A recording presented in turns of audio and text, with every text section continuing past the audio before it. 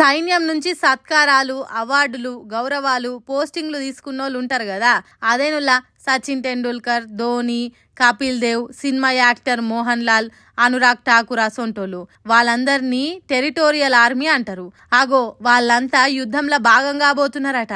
Centre సర్కార్ army ఆఫీసర్లకు full powers ఇచ్చి సైన్యానికి ఉన్న అన్ని అవకాశాలను, అన్ని బలాలను వాడుకోవాలని చెప్పిందట. అందుకే టెరిటోరియల్ ఆర్మీ ఆఫీసర్లు సిబ్బందిగా ఉన్నోళ్ళను కూడా యుద్ధం చేసేటానికి రమ్మని పిలుస్తున్నదట.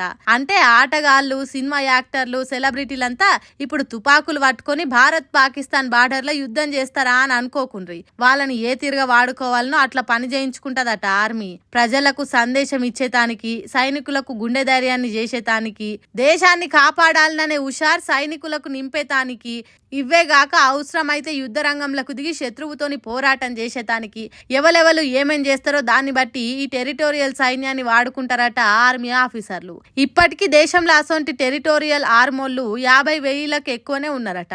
వాళ్ళకు జీతభత్యాలు, రిటైర్ బెనిఫిట్స్, పెన్షన్లు, అవార్డులు అన్ని ఆర్మీ వాళ్ళతోని సమానంగా ఇస్తారు. ఎవరి పనులు వాళ్ళు చేసుకుంటా అప్పుడప్పుడు ఆర్మోళ్లకు సాయం చేస్తారు. గన్ని తీర్ల ఆర్మీ నుంచి లాభాలు పొందేటోళ్ళు కష్టకాలం లాదుకోవద్దా? అందుకే ఎక్కడెక్కడ ఉన్నోళ్ళంతా ఆర్మీ క్యాంపుల కాడికి రమ్మంటున్నారట. అంటే ఇన్ని రోజులు ఐపీఎల్ క్రికెట్ ఆటల బ్యాట్ పట్టి సిక్స్లు కొట్టిన ధోని ఇప్పుడు బార్డర్ల గన్ను పట్టి పాకిస్తాన్ నెత్తులను సిక్స్ కొడతాడో, సినిమాలల్లా దొంగ గుండగాలను పొట్టు కొట్టిన మోహన్ లాల్ బార్డర్లో ఉగ్రవాద పాకిస్తాన్ వాళ్ళతోని ఫైటింగ్ చేస్తాడో, ఎవరెవరు భారత ఆర్మీకి ఎట్లా సాయం చేస్తారు, పాకిస్తాన్ దేశాన్ని పాతర పెట్టేతానికి ఏం చేస్తారనేది ముందు ముందు చూడాలిగా.